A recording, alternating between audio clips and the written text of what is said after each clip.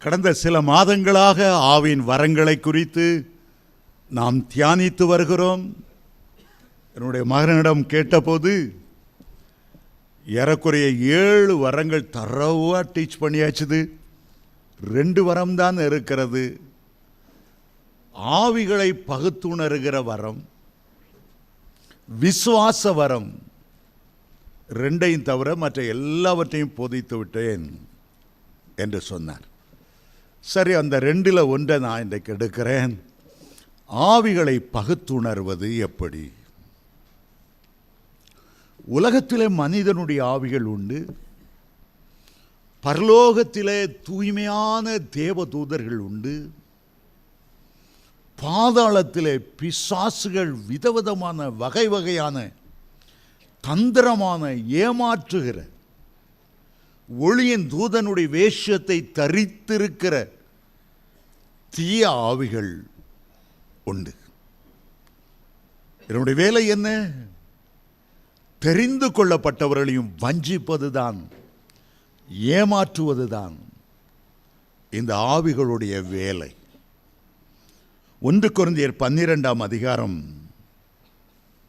8ஆம் வசனத்திலிருந்து வாசிக்கும்போது, எப்படியெனில் ஒருவனுக்கு ஆவியினாலே ஞானத்தை போதிக்கும் வசனமும், வேறொருவனுக்கு அந்த ஆவியினாலே அறிவை உணர்த்தும் வசனமும், வேறொருவனுக்கு அந்த ஆவியினாலே விசுவாசமும், வேறொருவனுக்கு அந்த ஆவியினாலே குணமாக்கும் வரங்களும், வேறொருவனுக்கு அற்புதங்களை செய்யும் சக்தியும், வேறொருவனுக்கு தீர்க்க தரிசனம் உரைத்தலும், வேறு ஒருவனுக்கு ஆவிகளை பகுத்தறிதலும், வேறொருவனுக்கு பாஷைகளை பேசுதலும், வேறொருவனுக்கு பாஷைகளை வியாக்கியானம் பண்ணுதலும் அளிக்கப்படுகிறது.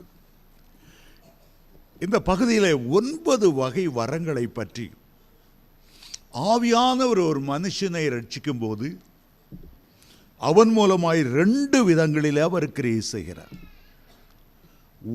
ஒன்று, அந்த மனுஷன் மூலமாய் 9 வரங்களையும் கொண்டு வருகிறார். மறுபக்கத்திலே 9 கனிகளை கொண்டு வருகிறார். 9 வரங்களை குறித்து 1 கொரிந்தியர் 12:7-9 வாசிக்கிறோம். 9 கனிகளை குறித்து கலாத்தியர் 5:22-23 நான் வாசிக்கிறோம். ஒரே ஆவியானவர் தான் வரங்களையும் கொடுக்கிறார், கிருபைகளையும் கொடுக்கிறார். ஒரு பிரதான ஆசாரியனுடைய அங்கியிலே வரத்துக்கு ஒப்பாக ஒலிக்கிற 9 மணிகள் இணைக்கப்பட்டிருக்கும். கனிகளுக்காக 9 பொன்னால் செய்யப்பட்ட மாதுளம் பழங்கள் இணைக்கப்பட்டிருக்கும். தேவ பிள்ளைகளுக்கு வரங்களும் அவசியம், கனிகளும் அவசியம். அநேகம் பேர் வரங்களுக்காக உபவாசம் இருந்து ஜெபம் பண்ணுவார்கள். ஆவின் கனிகளுக்காக கர்த்தரிடத்தில் கேட்பதில்லை. வரங்களும் முக்கியம், கனிகளும் முக்கியம். ஆத்துமாக்களை ஆதாயம் பண்ண வரங்கள் நிச்சயம் தேவை. புறஜாதியாரை கர்த்தருடைய வார்த்தைக்கு கீழ்ப்படிய பண்ண இந்த வரங்கள் தேவை. ஆனால் கனிகள் உடைய சுபாவத்தை மறுரூபப்படுத்துகின்றது, தெய்வீக குணாதிசயங்களை கொண்டு வருகின்றது. எல்லாவற்றுக்கும் மேலாக உங்களை கிறிஸ்துவை போல மாற்றுகின்றது. வரங்களை 3 பகுதிகளாக பிரிக்கலாம்.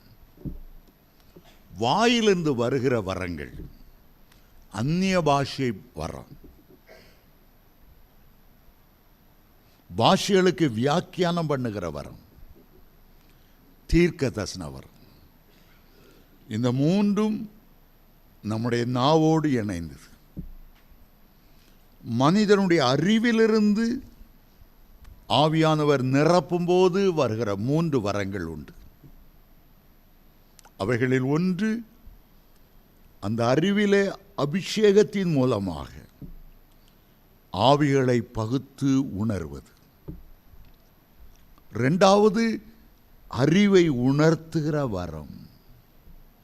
மூன்றாவது, ஞானத்தை போதிக்கிற வரம்.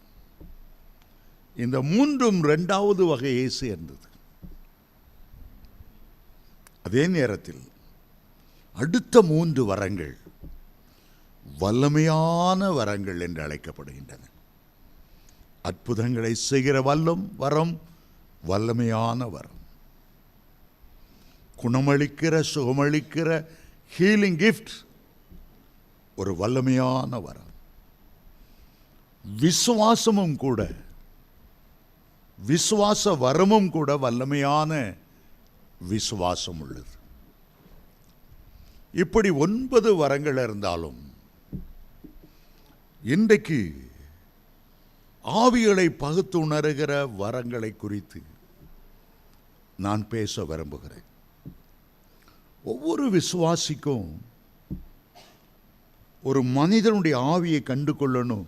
எப்படிப்பட்டவன், எதுக்காக வந்திருக்கிறான், ஏமாற்ற வந்திருக்கிறானா, நயவஞ்சகம் போல நடிக்கிறானா, பால் அப்படியே பழத்தில் நழுவி விடுறது போல, சர்க்கரை பந்தல்ல தேன் மழை பெய்கிற போல அப்படி பேசுகிறானா, ஏமாத்தக்கு வந்தானா, கடன் வாங்க வந்தானா, அவனுடைய நோக்கத்தை அறிந்து கொள்வதற்கு ஆவியின் வரங்கள் தேவை. நமக்கு ஏன் ஆவியின் வரம் தேவை? இந்த கடைசி நாட்களில் கள்ள தீர்க்கதரிசனம் உரைக்கிறவங்க நிறைய வந்துட்டாங்க. வீடு வீடாக போய் உனக்கு ஆம்பளை பிள்ளை பிறப்பான், அவங்க சொன்னதுனாலையோ இல்லையோ பொம்பளை பிள்ளை தான் பிறக்குது. பணத்துக்காக சத்தியத்தை விலை பேசுகிறவர்கள். இந்த ஆவியை பகுத்து உணரலைன்னா நம்ம ஏமாந்துரும், நான் நம்பிரும். ஆண்டவர் சொன்னார், நீங்கள் புறாவை போல கபடில்லாதவங்களா இருந்தாலும் சர்ப்பத்தை போல வினா உள்ளவங்களா இருக்கணும். பேதமையா இருந்து ஏமாந்துராத. ஆவிகளை பகுத்து உணர்கிறது ஒவ்வொரு தேவனுடைய பிள்ளைகளுக்கும் ரொம்ப அவசியம். 2 கொரிந்தியர் 11:14 சாத்தானும் கூட, இருளின் தூதனான சாத்தான், அந்தகார லோகாதிபதி என்று அழைக்கப்படுறவனும் கூட ஒளியின் தூதனுடைய வேஷத்தை தரித்து கொள்ளுவான். அவன் இருளுக்கு அதிபதி. ஆனால் அவன் எந்த வேஷத்தை தரித்து கொள்ளுகிறானாம்? பலத்த வெளிச்சம் போல அவன் காணப்படுவான். ஆகவேதான் ஆவிகளை பகுத்துணர்வது அவசியம். எங்க பார்த்தாலும் கள்ள தீர்க்கதரிசிகளும் கள்ள அப்போஸ்தலர்களும் கள்ள வேலையாட்களும், எது ஒரிஜினல் எது டூப்ளிகேட் கண்டுபிடிக்க முடியாத அளவு அவ்வளோ பெருகிட்டாங்க. நிறைய பேரை நான் முன்னாலெல்லாம் சொல்லுவேன், எல்லா சபைக்கும் போங்க, சத்தியத்தை மேய்ந்து கொள்ளுங்க. நம்முடைய சர்ச்சில் உள்ள ஒரு லேடி ஒரு தீமையாய் போதிக்கிற ஒரு மனுஷனுடைய சர்ச்சுக்கு போயிட்டா. பயங்கர ஆவி அவளை பிடிச்சிட்டு, பயங்கர ஆவி. கடைசியில் அவள் சர்ச்சை விட்டு ஒரு பைத்தியக்காரி மாதிரி போயிட்டாங்க. எல்லா ஆவியும் நம்பாத. என்கிட்ட கேட்டால் இன்ன ஆள் மீட்டிங் போதேன்னு சொல்லிடுவேன். இன்னென்ன ஆள் உன் தலையில் கை வச்சு ஜெபம் பண்ண இடம் கொடுக்காத. எங்களுக்கு தெரியும். பேதமையான விசுவாசி அங்கேயும் இங்கேயும் ஓடி அவன் தலையிலும் கை கொடுத்து அவனுக்குள்ள என்ன ஆவி இருக்கிறது என்று தெரியாமல் மாட்டிக்கொள்ளுகிறார். ஆவிகளை பகுத்துணர்கிறது மிக அவசியம். என்னுடைய வாழ்க்கையில் ஒரு 3 சம்பவம் சுருக்கமாக சொல்லிட்டு அதை கண்டுபிடிக்கிற ஒரு 6 முக்கியமான வழிமுறைகளை இன்றைக்கு உங்களுக்கு சொல்ல விரும்புகிறேன். நான் ரட்சிக்கப்பட்ட ஆரம்ப நாளிலே ஒரு வாலிபனுக்காக ஜெபித்தோம். அவர் ரட்சிக்கப்பட்டேன் என்று சொன்னான். ஒரு கூட்டத்தில், வீட்டு கூட்டத்தில் வந்திருந்த போது அந்நிய பாஷையை பேசினான். எங்களுக்கெல்லாம் ரொம்ப சந்தோஷம். இப்போதான் ரட்சிக்கப்பட்டான், அதுக்குள்ள அந்நிய பாஷை பேசுகிறானே, ரொம்ப மகிழ்ச்சி. ஆனால் எங்களுடைய கூட்டத்தில் உள்ள ஒருவர் ஆவியில் நிரம்பி முழங்காலையே நடந்து நடந்து அவன் இருக்கிற இடத்துல வந்து ஒரு அதட்டினார். தலை ஆடி ஆடி தொப்புன்னு கீழே விழுந்தான். அப்போதான் எனக்கு தெரியும், அசுத்த ஆவிகள் கூட அழகாய் அந்நிய பாஷை பேசுகிறது.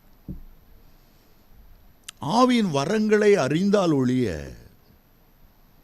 பத்துணர்கிற வரம் இருந்தால் ஒழிய, மற்றவங்களெல்லாம் பரிசுத்தவான் போல பக்திவான் போல அவன் ஏமாற்றி விடுவான். அப்பத்திலிருந்து எனக்கு ஒரு விழிப்புணர்ச்சி.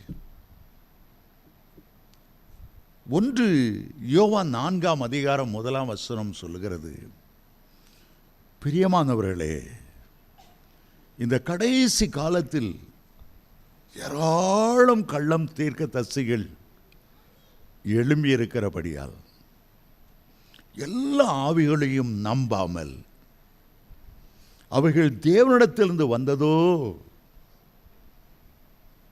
என்று சோதித்து பாருங்கள். அப்போஸ்தலன் யோவான் எழுதுகிறார், அந்த காலத்திலே வஞ்சிக்கிற ஆவிகள் இருந்தது, ஏமாற்றுகிற ஆவிகள் இருந்தது. நான் சிறுவனாய் இருக்கும்போது 4 அணா 8 அணா 1 ரூபாலாம், அதில் நிறைய கள்ள 4 அணா கள்ள 8 அணா வரும். அந்த காலத்தில் 8 அணாவுக்கெல்லாம் இன்னைக்குள்ள 50 பைசா ரொம்ப மதிப்பு. கவர்மெண்ட் ஒரிஜினல் போட்டால் இவங்க ஈயத்தில் அதே மாதிரி போட்டிருப்பாங்க, பார்த்தா கண்டுபிடிக்க முடியாது. எப்படி கண்டுபிடிக்கிறது?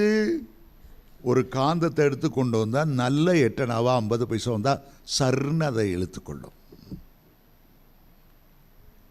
ஆனால் ஒரு டூப்ளிகேட்டை கொண்டு வந்து காந்தத்திட்ட கொண்டு வந்தால் எப்படினாலும் எடுத்துக்கொள்ளப்பட முடியும். இன்னைக்கு கவர்மெண்ட் அடிக்கிற 1000 ரூபா நோட்டு உண்டு, சிவகாசில் அடிக்கிற 1000 ரூபாய் நோட்டு உண்டு. நல்ல நோட்டு எவ்வளோ இருக்குதோ அதை விட அதிகமாக இன்னைக்கு கள்ள நோட்டு ஜனங்கள் மத்தியில் ஏராளம் புகுந்து விட்டது. அதனால கவர்மெண்ட்டு ஒவ்வொரு நல்ல நோட்டையும் எப்படி, அரசாங்க நோட்டு கண்டுபிடிக்கிறது எப்படி, அப்படி நோட்டை தூக்கி பாருங்க, உள்ள ஒரு கோடு இருக்கும், அதை பார்த்து கண்டுபிடிக்கலாம், அப்படி இப்படின்னு நிறைய சொன்னாலும் சாதாரண ஏழை மக்கள் ஏமாந்து போயிடறாங்க. ஆனால் பேங்க்குக்காரன்ட்ட கொண்டு கொடுத்து பாருங்க, அப்படி சும்மா தொட்டு பார்த்த உடனே கள்ள நோட்டு எடுத்துகிட்டு போயிருங்க சார்ன்னு சொல்லிடுவோம். நமக்கு கண்டுபிடிக்க தெரியல. அரசாங்கம் கள்ள நோட்டுன்னு கண்டுபிடிக்கிறதுக்கு என்னென்ன ரூல் வச்சிருக்கிறானோ அதை நம்ம அறிகிறதும் இல்லை. யார் நமக்கு கொடுத்தாங்கன்னு தெரியாமல் நம்ம முழிச்சு கடைசியில் 1000 ரூபா நமக்கு நஷ்டம். பேங்குக்காரன் நம்ம அரெஸ்ட் பண்ணாமல் விட்டது பெரிய காரியம். இல்லைன்னா நீதான் கள்ள நோட்டு அடிப்பான்னு சொன்னாலும் சொல்லிடுவான். எங்கெங்க ஒரிஜினல் இருக்கோ அங்கங்கே ஒரு டூப்ளிகேட்டும் இருக்கும். கதாநாயகன் நடிக்கிறான், மாடியிலேருந்து குதிக்கணும், அவன் குதிக்க மாட்டான், அதுக்கு ஒரு டூப்ளிகேட் வச்சுருப்பான். அவன் போட்டு அதே பேண்டை போட்டு, அவன் போட்டு அதே ஷர்ட்டை போட்டு அவர் மாடியிலேருந்து குதிக்கிற மாதிரி ஃபோட்டோ. எல்லாத்துக்கும் டூப்ளிகேட், எல்லாத்துக்கும் டூப்ளிகேட். ஆகவே தான் ஆவியின் வரங்களை, விசேஷமாக ஆவியை பகுத்துணர்கிற வரம் ரொம்ப அவசியம். 2வதாக ஆந்திராவுக்கு போயிருந்தேன். அங்கே ஒரு பெரிய கன்வென்ஷன் கூட்டம். ஒரு அசுத்தாவி படித்த ஒரு மனிதனை வைத்து ஒரு 25 பேர் அந்த கன்வென்ஷன் கூட்டத்தை முடிவில் ஜெபம் பண்ணி கொண்டு இருந்தார்கள். நானும் அதில் போய் முழங்கால் படிக்கிட்டேன். அப்பொழுது ஒரு பெண்மணி ஒரு 30 வயது இருக்கும். அந்த பிசாசு பிடித்த மனுஷனுக்காக அழகாக ஜெபம் பண்ணினாள். அவ்வளவு அடுக்கு மொழியிலே, அவ்வளவு செந்தமிழிலே, அவ்வளவு இனிமையாக, அவ்வளவு வசனங்களை கோர்த்து. ஆகவே அது சூழ இருந்த மக்கள் பேய் துரத்துறதை பற்றி மறந்துட்டு அவளுடைய ஜெபத்தை அப்படியே ரசித்து ருசித்து கேட்டுட்டு இருந்தாங்க. திடீரென்று எனக்குள்ளே ஆவியானவர் சொன்னார், அந்த பெண்ணை அதட்டு. எனக்கு ஒன்றும் புரியல. நானும் கூட அந்த அம்மா அழகா ஜெபிக்கிறத சந்தோஷமாக பார்த்துட்ருக்கேன். இந்த அம்மாவை போய் எப்படி அதட்டுறது? கர்த்தருடைய கட்டளை தெளிவாக வந்தனால நேர ஜெபத்திலிருந்து எழுந்து போய் இயேசுவின் நாமத்தில் அசுத்தாவின்னு சொன்ன. அவ்வளோதான். அது ஜெபமும் எங்கே போச்சு தெரியாது, என்ன நடந்துச்சுன்னு தெரியாது. ஆட ஆரம்பிச்சிட்டு அப்படியே தாய் கேட்டேன், தாயிட்ட எப்படி இந்த பொண்ணுக்கு இந்த அசுத்தாவி படி. தாய் சொன்னா, இங்கே ஒருத்தர் இயேசுநாதர் ஆஸ்பத்திரின்னு வச்சிருந்தார். முன் ரூமில் இயேசுநாதர் படம் போட்டிருந்தார், பின்னால் ஒரு காளி படம் இருந்தது. இயேசுநாதர்கிட்ட தான் ஜெபிக்கிறேன்னு சொல்லி உன் தலைவலி தீந்துரோன்னு சொல்லி காளிட்ட பூஜை போட்டு என்னத்தையோ நான் காதில் விட்டாரு. அதுலேருந்து இந்த பெண்ணு ராத்திரியெல்லாம் ஜெபம் பண்ணும், அந்த மந்திரவாதியை நோக்கி போக ஆரம்பிச்சிடும். எவ்வளோ தந்திரமான காரியம், எவ்வளோ தந்திரமான காரியம். எல்லா ஆவிகளையும் நம்பாமல் அது தேவனிடத்திலிருந்து வந்ததா. இன்றைக்கு நிறைய பேர் அற்புதம் அற்புதம் அற்புதம் அங்கே நடக்க அற்புதம் நடக்குன்னு ஓடுறாங்க. ஆனால் பிசாசும் அற்புதம் செய்யும். வெளிப்படுத்தும் விசேஷம் 16ஆம் அதிகாரம் 13ஆம் 14ஆம் வசனங்களை நீங்கள் வாசித்தால் இந்த வசனம் சொல்லுகிறது, வலு சர்ப்பத்தின் வாயிலும் மிருகத்தின் வாயிலும் கள்ளத்தீர்க்கதரிசியின் வாயிலிருந்தும் தவளைக்கு ஒப்பான 3 அசுத்தாவிகள் புறப்பட்டு வர கண்டேன். அவைகள் அற்புதங்களை செய்கிற பிசாசின் வல்லமை. ஒருவன் கிறிஸ்துவுக்குள் வந்த பிறகு ஒரு வேறுபாட்டின் ஜீவியத்தை செய்ய வேண்டும். 2 கொரிந்தியர் 5:17 சொல்லுகிறது, ஒருவன் கிறிஸ்துவுக்குள் இருந்தால் அவன் புது சிருஷ்டியாய் இருக்கிறான். பழைய உருவ வழிபாடு, சிலை வழிபாடு, புனிதர்கள் வழிபாட்டை விட்டு ஆவியாயிருக்கிற தேவனை வழிபடணும். எந்த கிறிஸ்துவ படத்தை வீட்டில் வச்சிருந்தாலும் அதுக்கு பின்னால் பிசாசின் ஆவி நிற்கும். இயேசுநாதர் படம் தானே. இன்னைக்கு எல்லாரும் இயேசுநாதர் மாதிரி போஸ் கொடுப்பாங்க. எம்ஜிஆர் கூட ஒரு சினிமாவில் நடிக்கும்போது இயேசுநாதர் மாதிரி போஸ் கொடுத்து ஈன்னு பல்ல காட்டிட்டு இருக்கிறார். விதவிதமாக ஓவியம் நிறைய வரைகிறான். இன்னைக்கு இந்த 20ஆம் நூற்றாண்டில் இயேசுன்னா யாரு? அந்த பேஷன் ஆஃப் கிரைஸ்ட்ல இயேசுவானவரா நடிச்சான் பாருங்க. எங்கெங்கெல்லாம் கிறிஸ்துவ பாட்டு போடுறதோ உடனே அந்த சினிமாக்காரனை கொண்டு இயேசுவா நடிச்சதை கொண்டாந்து இயேசுவானவருக்கு டூப்ளிகேட். அவனை அந்த வேசிக்கல்ல சினிமாக்காரன் பணத்துக்காக நடித்தவனை கொண்டு இயேசுநாதர் உடனே காட்டிடுவாங்க. இதனால தான் அநேக கிறிஸ்தவர்களை கூட இந்த கிறிஸ்தவர்களை பார்த்தா அந்த படத்தை தான் வீட்டில் ஃபோட்டோ எடுத்து வச்சு, யாருன்னு பார்த்தா அந்த படத்தில் நடித்த இவன், இந்த கிறிஸ்துவான ஒரு படத்தில் நடித்த இவன். இயேசுவானவர் எவ்வளோ மகிமை பொருந்தினவர், வானம் சிங்காசனம், இந்த சிலையில் கொண்டு அவர் வந்து தங்கியிருக்க போகிறார், அதை எண்ணுகிறதில்லை. ஆவிக்குரிய வழிபாடுகள் அற்புதம் அற்புதம் தீர்க்கதரிசனம். ஆனால் அந்த தீர்க்கதரிசனம் உரைக்கிறது யார்?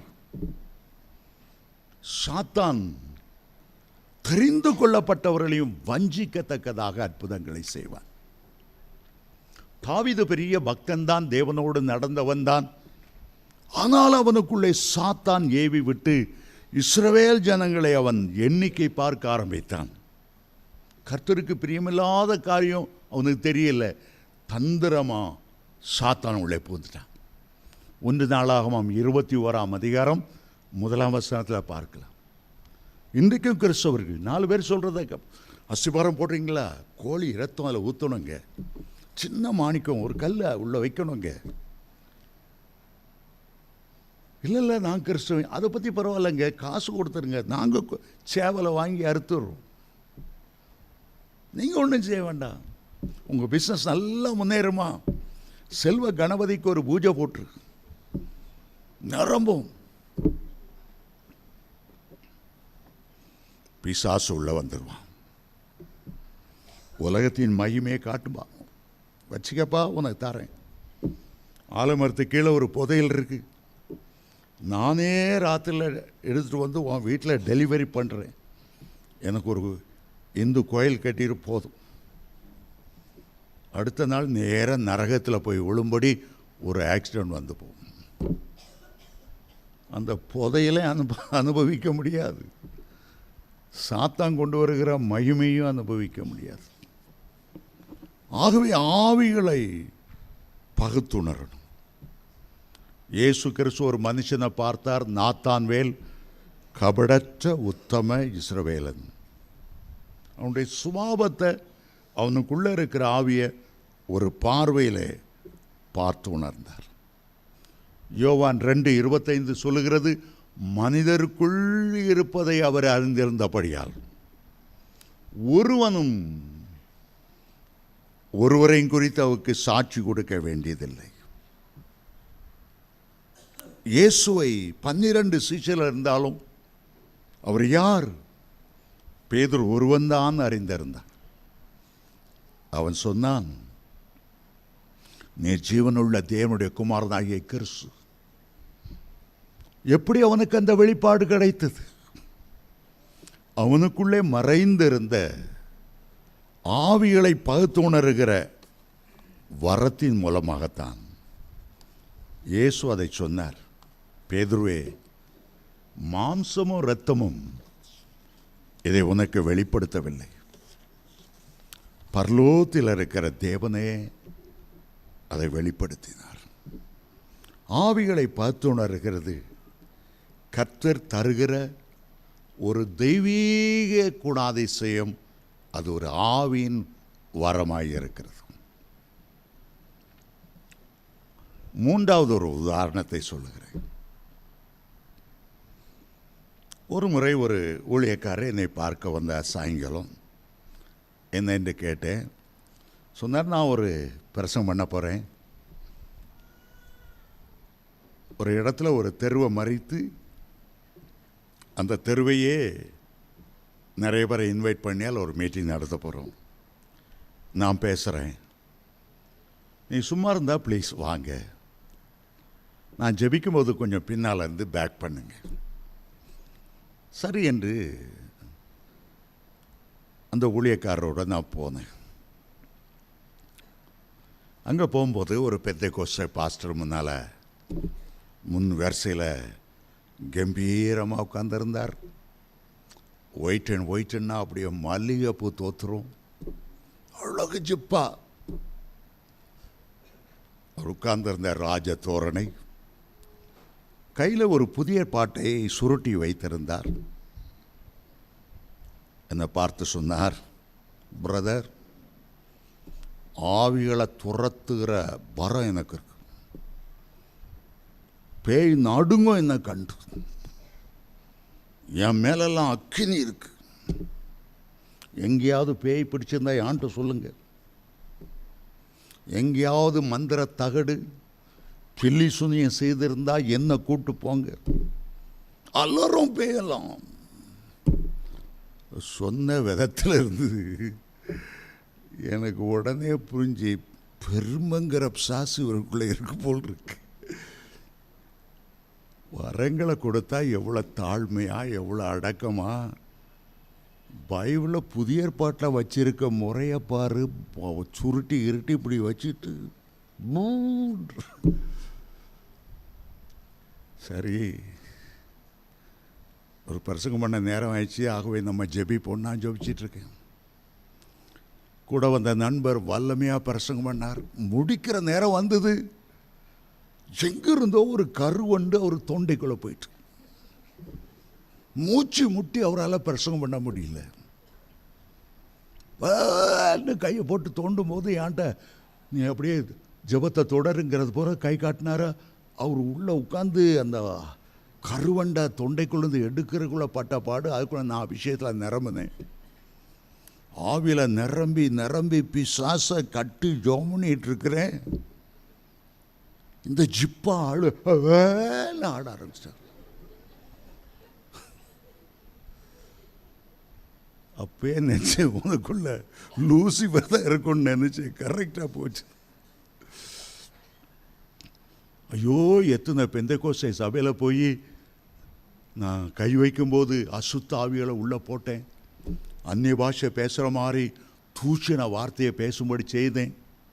இங்கே வந்து மாட்டிக்கிட்டேனே. அலறுகிறார். மற்ற பேய்களை துரத்துறதுக்கு முன்னால் அவர்கிட்ட இருக்க பேய் தான் துரத்த வேண்டியதாயிடுச்சு. எல்லா ஆவியையும் நம்பாமல் அது தேவனிடத்திலிருந்து வந்ததா என்று சோதித்து பாருங்கள். இயேசு கிறிஸ்து எப்படி சோதித்து பார்ப்பது? முதலாவது இயேசு சொன்னார், கடைசி காலத்தில் கள்ள தீர்க்கதரிசிகள் எப்படி வருவாங்க? ஆட்டுத்தோல் போர்த்து, ஆட்டுத்தோல் போர்த்த ஓநாய்களை போல வருவார்கள். வெளியில் பார்த்தா ஆட்டுத்தோலை பார்த்துருப்பாங்க. ஆனால் உள்ள பார்த்தாச்சுன்னா பட்சிக்கிற ஓநாய்கள். இன்னைக்கும் சில கஷாப் கடைக்கு போனீங்கன்னா ஆட்டு வாழை உள்ள சொருவி வச்சிருப்பான். உண்மையாக பார்த்தது ஆடாக இருக்காது, நாய்க்குட்டியாக இருக்கும். அதனால் சில கடையில் கறிக்கடையில் வாங்க போனால் ஆட்டுத்தோலை இழுத்து பார்ப்பாங்க. ஒரிஜினல் ஆட்டுத்தோல் தானா? இயேசு கிறிஸ்து முதல்ல அவர் சொல்லுகிறார், மத்தேயு 7ஆம் அதிகாரம் 17ஆம் வசனத்தில் சொல்லுகிறார், அவருடைய கனிகளால் அவர்களை அறிவீர்கள். முட்செடிகளில் திராட்சை பழங்களையும் பூண்டுகளில் அத்தி பழங்களையும் பறிக்கிறார்களா?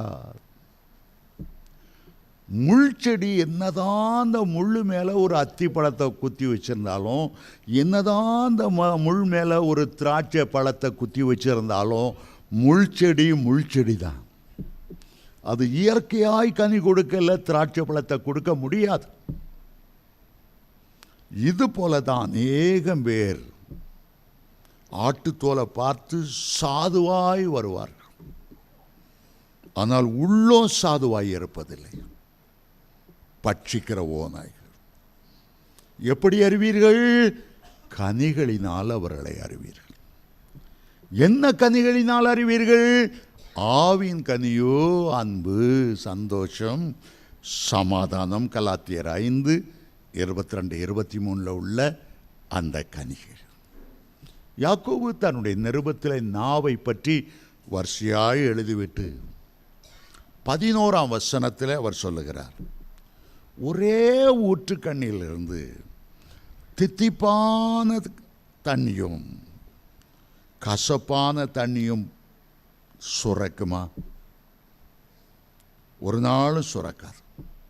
அத்திமரம் ஒலிவ பழங்களை தருமா? ஒரு நாளும் தராது. உவர்ப்பான நீரூற்றிலிருந்து இனிமையான சுத்தமான தண்ணீர் உண்டாகுமா? உண்டாகாது. ஆகவே அவர் சொல்லுகிறார், ஒரு மனிதனுடைய வாழ்க்கையை, அவன் கொடுக்கிற கனியை, அவன் வெளிப்படுத்துகிற சுபாவங்களை அறிந்து அவனை நிதானி. எப்படிப்பட்டவன் என்பதை நிதானியுங்கள். ஆகவே முதல் டெஸ்ட், கனிகளை கவனியுங்கள். இரண்டாவதாக, ஒரு மனிதனுடைய பேச்சாகட்டும், செய்தியாகட்டும், பிரசங்கமாகட்டும், தீர்க்க தரிசனமாகட்டும், கர்த்தரை மகிமைப்படுத்துகிறதா இருக்கிறதா அல்லது சுய மகிமையை தேடுகிறதா? தன்னை மறைத்து கிறிஸ்துவை வெளிப்படுத்துகிறானா? யோவான் ஸ்நானகனைப் போல நான் சிறுகவும் அவர் பெருகவும் வேண்டும் என்று சொல்லுகிறானா? தேவனை மகிமைப்படுத்துகிறானா? தேவகுமாரனை மகிமைப்படுத்துகிறானா? ஆவியானவர்கள் செய்த பரிசுத்த வார்த்தைகளை அவன் மகிமைப்படுத்துகிறானா? ஏரோதை குறித்து வேதம் சொல்லுகிறது, அவன் குறித்த நாளிலே ராஜ வஸ்திரம் தரித்து சிங்காசனத்திலிருந்து பிரசங்கம் பண்ணினான். கேட்ட ஜனங்கள், புத்தி கேட்ட ஜனங்கள், வேத அறிவில்லாத ஜனங்கள் அதை கேட்டபோது, இது சாதாரண குரல் அல்ல, இது தேவனுடைய குரல், இது மனுஷ சத்தம் அல்ல, இது தேவ சத்தம் என்று சொன்னார். ஏரோது ஏற்கனவே ஒரு கொலைகாரன். இயேசு பிறக்கும் போதே இயேசுவை கொலை செய்யணும்னு விரும்பினவன். அவனுடைய மகனாகி ஏரோது யோவான் ஸ்நானகன் தலையை வெட்டி கொன்னவன். தான் புகழுக்காக, தன்னுடைய புகழ்ச்சிக்காக ராஜ வஸ்திரம் தரித்து பிரசங்கம் பண்ணான். நம்முடைய ஆண்டவர் கந்த வஸ்திரங்களோடு மாட்டுக்குட்டியில் வளர்ந்து தலை சாய்க்கு இடமில்லாமல் இருந்தார். அவர் தேவனாயிருந்தும் தேவனுடைய குமாரன் என்று அழைக்கப்படுவதை வெறுத்து அடிமையின் ரூபம் எடுத்து மரணவரையந்தான் தாழ்த்தினார். அவருக்கு மகிமை செலுத்தாமல் சுய மகிமை ஏற்றுக்கொண்டபடியால் அப்போஸ்தலர் 12:21-23 வரை வாசித்தால், தேவதூதன் அவனை அடித்தான், அவன் புழு புழுத்து செத்தான் என்று வேதம் சொல்லுகிறது. ஒரு தேவனுடைய மனிதன் தன்னை கிறிஸ்துவுக்குள் மறைத்துக் கொள்வான். தன்னை தாழ்த்தி பயபக்தியோடு பிரசங்கம் பண்ணுவான். லூசிஃபருக்கு வந்த பெருமைக்கு இடம் கொடுக்கவே மாட்டான். லூசிஃபர் ஏன் வானத்திலிருந்து கீழே விழுந்தான்? ஏசாயா 14:12-15 வாசித்தால், நான் வடபுறத்தில் உள்ள ஆராதனை பருவத்துக்கு ஏறுவேன், சிங்காசனத்துக்கு மேலாக என்னுடைய சிங்காசனத்துக்கு வைப்பேன். பெருமையோடு பேசினவன் அகாத பாதாளத்திலே அவன் தள்ளுண்டு போனான். தேவனுடைய பிள்ளைகள் தாழ்மையை தரித்துக் கொள்வார்கள். நேபுகாத் நேச்சரை ஆண்டவர் எவ்வளோ உயர்த்தினாள். ஒருவன் ஒரு நாள் தன்னுடைய உப்பரிக்கையின் மேல் உலாவும் போது ஆண்டவர் கொடுத்த பாபிலோன் என்ற எண்ணமில்லாமல், நான் என்னுடைய மகிமை பிரஸ்தாபத்துக்கென்று கட்டி எழுப்பின பாபிலோன் அல்லவா பெருமையாக சொல்லும் போதே ஆண்டவர் அங்கிருந்து அடித்தார். ஒரே செகண்டில் அவனுக்கு பைத்தியம் பிடித்தது. மனுஷரிடத்திலிருந்து அவன் தள்ளப்பட்டான். 7 வருஷம் பைத்தியக்காரனாய் தெரிந்தான். தானியேல் 4:30 வீட்டில் போய் வாசித்து பாருங்கள்.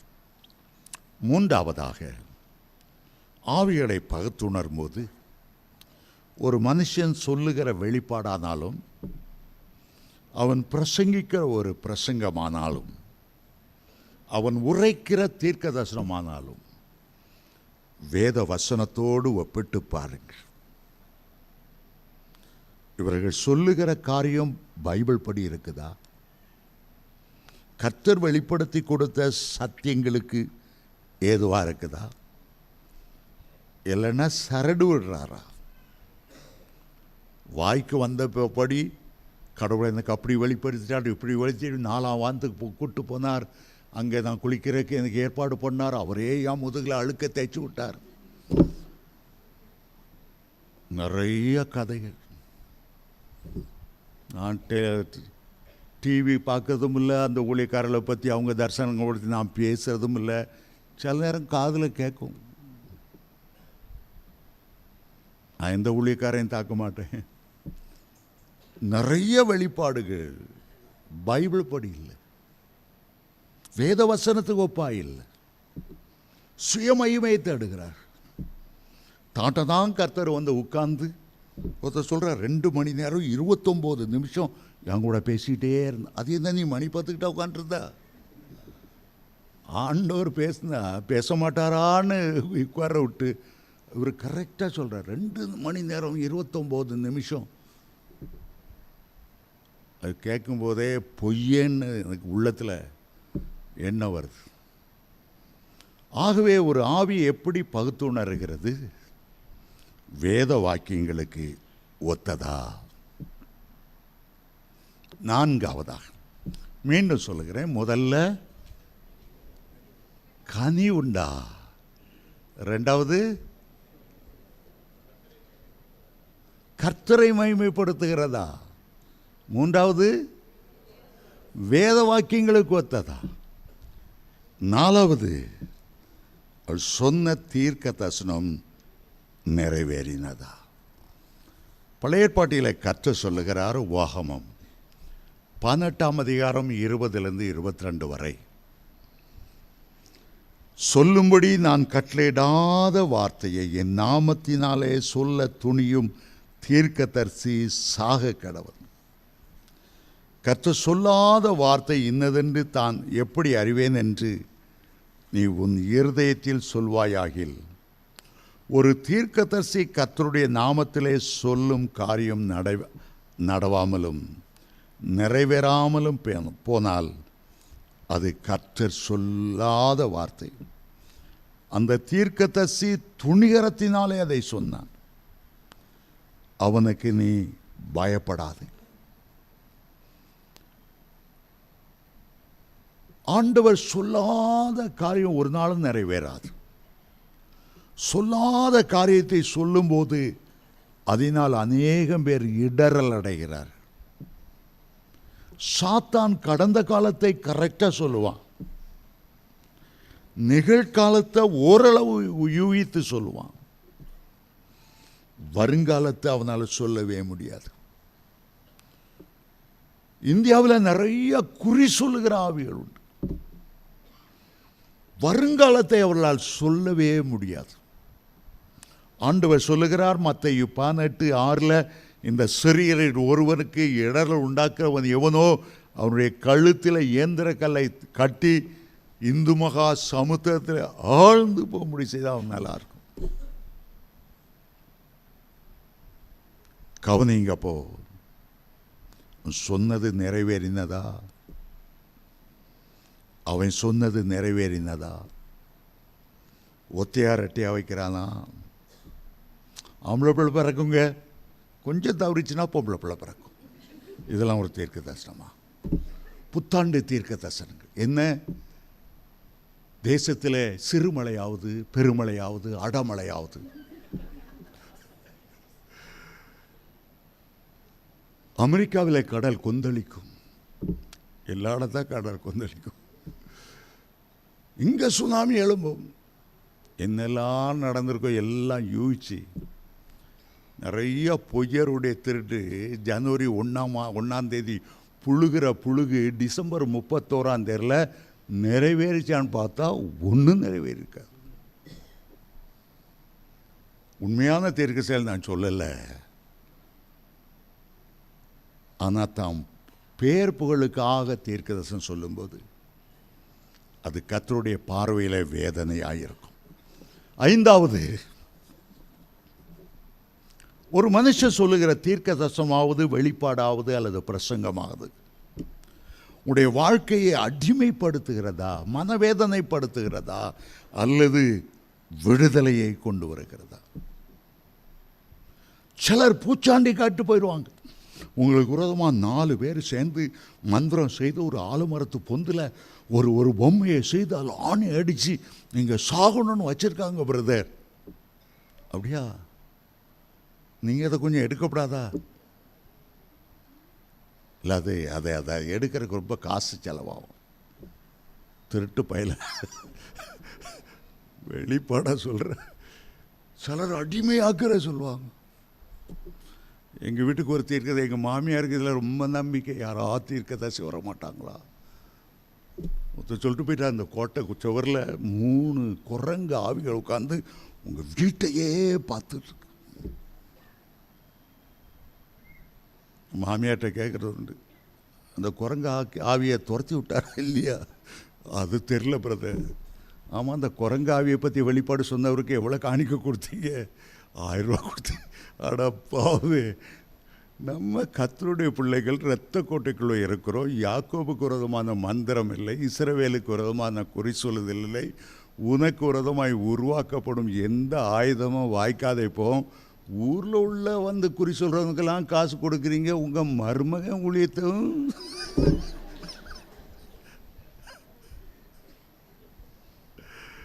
காசை எப்படி பேர்க்கணுன்னா, அவன் சூனியம் செய்யிட்டான், இவன் சூனியம் செய்யிட்டான், அப்படியாச்சு அப்படி இப்படின்னு அளந்து விடுறவன் தான் காணிக்க. என்னை காணிக்கலாட்டாலும் பரவாயில்ல, பட்னி கிடந்தாலும் இப்படி கள்ளத்தீர்க்கன்னு சொல்ல வித்து போடக்கூடாது. அந்த தீர்க்க தரிசனம் நிறைவேறினதா? உன்னை அடிமைப்படுத்தினதா அல்லது விடுதலையாக்கினதா? சிலர் அடிமைப்படுத்துகிற மாதிரியே சொல்லுவார். ஒருவர் புரசவகத்திலேருந்து பரதாமா வந்தார். ஒரு தீர்க்க தரிசனமாக எங்கள் வீட்டுக்கு வந்தாங்க. என் மக +2 படிக்கிறா. அந்த சிஸ்டர்கிட்ட சொல்லி என் பிள்ளைக்கா ஜோமனை சொன்னேன். அந்த அம்மா என்ன சொன்னாங்க, நீங்கள் உங்கள் அம்மா அப்பாவுக்கு கீழ்ப்படியாட்டா 3வது மாடியில் ஏறி தலைகீழ விழுந்து உன் வயிறெல்லாம் வெடித்து குடலெல்லாம் வெளியே வந்துடும் சொல்லிட்டு போயிட்டாங்க. இப்போ அந்த பொண்ணுக்கு எப்போ பார்த்தாலும் 3வது மாடிக்கு போகணும், அதே எண்ணம் மைண்டில் அதுதான் நிரப்பிட்டு. ஐயோ, என் மகா தற்கொலை பண்ணிடுவாளா பிரதர்னு என்கிட்ட வந்து கேட்க வராங்க. அதட்டி ஜோம் பண்ணு. அடிமைப்படுத்துகிற மாதிரி யாராவது தீர்க்கதரிசனம் சொன்னால் ஒரு நாளும் ஏற்றுக்கொள்ளாது. யோவான் 8:36 சொல்லுகிறது, குமாரன் உங்களை விடுதலையாக்கினால் மெய்யாகவே விடுதலை ஆவீர்கள். யோவான் 8:32 சொல்லுகிறது, சத்தியத்தை அறிவீர்கள், சத்தியம் உங்களை விடுதலையாக்கும். 2 கொரிந்தியர் 3:17 சொல்லுகிறது, கர்த்தரே ஆவியானவர், ஆவியானவர் எங்கே உண்டோ விடுதலை உண்டு. அவன் என்மேல் வாஞ்சியாய் இருக்கிறபடியால் 91ஆம் சங்கீதத்தில் சொல்லுகிறார், நான் அவனை விடுவிப்பேன், அவன் என்னை மகிமைப்படுத்துவான். கடைசியாக 6வதாக, ஒரு மனிதனுடைய பிரசங்கமோ அவனுடைய தீர்க்க தரிசனமோ வெளிப்பாடும் கர்த்தரை மகிமைப்படுத்துகிறதா? கர்த்தரை மகிமைப்படுத்துகிறதா? இயேசு கிறிஸ்து தேற்றவாளனாகிய பரிசுத்தாவியானவரை அறிமுகப்படுத்தும் போது, நான் போய் உங்களுக்காக ஒரு தேற்றவாளனை அனுப்புவேன் என்று சொல்லும்போது பரிசுத்தாவியானவரை குறித்து ஒரு காரியத்தை சொன்னார். அவர் என்னுடையதிலிருந்து எடுத்து உங்களுக்கு சொல்வதினால் என்னை மகிமைப்படுத்துவார். இயேசு எப்போதும் பிதாவை மகிமைப்படுத்தினார். பரிசுத்தாவியானவர் எப்போதும் கிறிஸ்துவை மகிமைப்படுத்தினார். ஒரு உண்மையுள்ள ஒரு தேவ மனிதன் எப்போதும் தேவனை மகிமைப்படுத்துவார். இன்னைக்கு நவீன உலகத்தில் இயேசு கிறிஸ்து என்ற அவருடைய நாமத்தை மகிமைப்படுத்தாம சிஎஸ்ஐ சபைகள்லாம் கடவுளே, எந்த கடவுளையா? சாமி ஸ்தோத்திரம் சுவாமி. பைபிள் எங்கேயாவது அப்படி இருக்கா? சுவாமிங்கிற வார்த்தை இந்து தெய்வத்தை தான் சொல்கிற ஒரே ஒரு இடம் தான் மீகா தீர்க்கதரிசியில் வருது. சில ஜெபம் பண்ணும்போது எம்பிரானேன்னு சொல்லுவார். இயேசு கிறிஸ்துன்னு வல்லமை உள்ள நாமத்தை சொல்லி அவரை மகிமைப்படுத்துகிறார். எம்பிரானே, இறைவனே, கருணாமூர்த்தியே, பெருங்கடலே, அதா இதா எல்லாத்தையும் சொல்லுவாங்க. வானத்திலும் பூமியில் அதிகாரமுள்ள இயேசு கிறிஸ்துங்கிறத சொல்ல மாட்டாங்க. ஒரு முறை அது ஜெயில் ஊழியத்துக்கு போகும்போது ஒரு சிபிஎம் சர்ச்சை சேர்ந்த ஒரு ஊழியக்காரர் வந்தார். ஆகவே அவரை பேச சொன்னோம். அவர் பேசும்போது அந்த பிரச்சனத்தை கவனிச்சிட்டே இருந்தேன். ஒரு இடத்துலையாவது இயேசுங்கிற வார்த்தையை அவர் உச்சரிக்கவே இல்லை. எல்லா இடத்துலையும் எங்க கடவுள், எங்க கடவுள், உங்க கடவுள் யாரு? நம்ம தேவனை பார்த்தா அது எந்த தேவன்? ராமையா தேவரா, சுப்பையா தேவரா, எந்த தேவனை பற்றி பேசுகிறார்? இயேசுங்கிற வார்த்தை எவ்வளோ வல்லமை உள்ளது. பாதாளம் பரலோகம் நடுநடுங்கக்கூடிய நாமம். அதை விட்டுட்டு கடவுளே, சுவாமி, எம்பெருமானே, இறைவனே எல்லாம் சாத்தான் சொல்லி தருகிற ஒரு வார்த்தை. கர்த்தரை மகிமைப்படுத்து. இயேசு எல்லா நாமத்துக்கும் மேலான நாமம் உடையவர். அவரை மகிமைப்படுத்து. வானத்திலும் பூமியிலும் சகல அதிகாரம் உடையவரை மகிமைப்படுத்து. நமக்காக பரலோகத்தை துறந்து பூமிக்கு இறங்கி வந்து ஜீவனை கொடுத்த இயேசு கிறிஸ்துன்னு சொல்லுங்க. ஒரு உண்மையான தேவ மனிதன் இயேசுவை அறிக்கையிடுவான், அவருடைய நாமத்தை உயர்த்துவான். 1 யோவான் 4:3 அப்போஸ்தலனாகிய யோவான் எழுதுகிறார், மாம்சத்தில் வந்த இயேசு கிறிஸ்துவை அறிக்கை பண்ணாத எந்த ஆவியும் தேவனால் உண்டானது அல்ல. வருமென்று நீங்கள் கீழ்ப்பட்ட அந்தி கிறிஸ்துவனுடைய ஆவி அதுவே. அது இப்பொழுதும் உலகத்தில் இருக்கிறது. 1 யோவான் 4:2 சொல்லுகிறது, தேவாவியை நீங்கள் எதினாலே அறியலாம் என்றால் மாம்சத்தில் வந்த இயேசு கிறிஸ்துவை அறிக்கை பண்ணுகிற எந்த ஆவியும் தேவனாலே உண்டாயிருக்கிறது. அப்போஸ்தலனாகிய பவுல் 1 கொரிந்தியர் 12:3 எழுதுகிறார், தேவனுடைய ஆவியினாலே பேசுகிற எவனும் இயேசுவை சபிக்கப்பட்டவன் என்று சொல்ல மாட்டான். பரிசுத்த ஆவியினாலேயே அன்றி இயேசுவை கர்த்தர் என்று சொல்ல ஒருவனாலும் கூடாது. ஆவிகளை பகுத்துணர்கிற வரம் எவ்வளவு அவசியம். 6 காரியங்களை உங்களுடைய மத்தியிலே சொல்லியிருக்கிறேன். இதன்படி நீங்கள் ஒரு ஆவியை, ஒரு செய்தியை, ஒரு கள்ள தீர்க்கதரிசியை, ஒரு பிரசங்கத்தை, அது எங்கிருந்து வருகிறது என்று நீங்கள் அறிந்து கொள்ளலாம். நீங்கள் ஆவலோடு கேட்கும்போது கர்த்தர் அந்த ஆவியின் வரங்களை உங்களுக்கு தந்தருளுவார். எழுந்து நிற்போம். 9 ஆவி வரங்களும் உங்களுடைய பிரயோஜனத்துக்காகவே ஆண்டவர் தந்தருளுகிறார். உதவியாளராய் ஆவியானவர் வரும்போது உங்களுடைய எல்லா பலவீனத்திலும் அவர் உங்களுக்கு உதவி செய்கிறார். உடைய கைகளை உயர்த்திங்க. அநேகம் பேர் கள்ள தீர்க்கதரிசிகளினால் பாதிக்கப்பட்டு இருக்கலாம். பொய்யான வார்த்தைகள் உங்களை வழி தப்பி போயிருக்க செய்திருந்திருக்கலாம். இன்றைக்கு ஆண்டவர்கிட்ட கேளுங்க, ஆவியின் வரத்தை எனக்கு தாரும், அந்நிய பாஷை வரத்தை தாரும், பாஷைகளுக்கு வியாக்கியானம் பண்ணுகிற வரத்தை தாரும், தீர்க்க தரிசன வரத்தை தாரும். இன்றைக்கு கேட்டது போல ஆவிகளை பகுத்துணர்கிற வரத்தை தாரும். உங்களுக்காகவே கர்த்தர் அதை வைத்திருக்கிறார். மற்றவர்களுக்கு அல்ல, தேவ பிள்ளைகளுக்கு, ரட்சிக்கப்பட்டு அபிஷேகம் பண்ணப்பட்டவர்களுக்கு ஆவியின் வரங்கள் வாக்கு பண்ணப்பட்டிருக்கிறது. கேட்கிற எவனும் அதை பெற்றுக்கொள்ளுகிறான். நீ விசுவாசத்தோடு கேட்பாயானால் தேவனுடைய மகிமையை காண்பாய். நான் வாழ்கிற இந்த கடைசி நாட்கள் ஆவியானவரின் பின்மாறி ஊற்றப்படுகிற காட்கள். அதே நேரம் இதே நாட்கள் பிசாசானவன் யாரை விழுங்கலாமோ என்று சிங்கத்தை போல சுற்றி தெரிகிற ஒரு நாட்கள். தனக்கு கொஞ்ச காலம் மாத்திரமே உண்டென்று அவன் அறிந்து தெரிந்து கொள்ளப்பட்டவர்களையும் வஞ்சிக்கத்தக்கதாக அநேக அற்புதங்களை, அடையாளங்களை செய்வார். தேவனே, உம்முடைய பிள்ளைகளை கிருபையுள்ள உம்முடைய வசனத்துக்கு ஒப்புக் கொடுக்கிறோம். உம்முடைய வசனம் எங்களுக்கு எவ்வளவு அழகாக தெளிவாக போதிக்கிறது.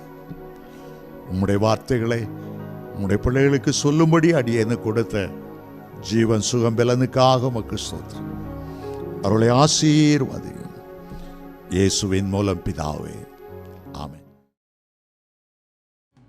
கிருபை பெரிதல்லோ எம் ஜீவனிலும் அதே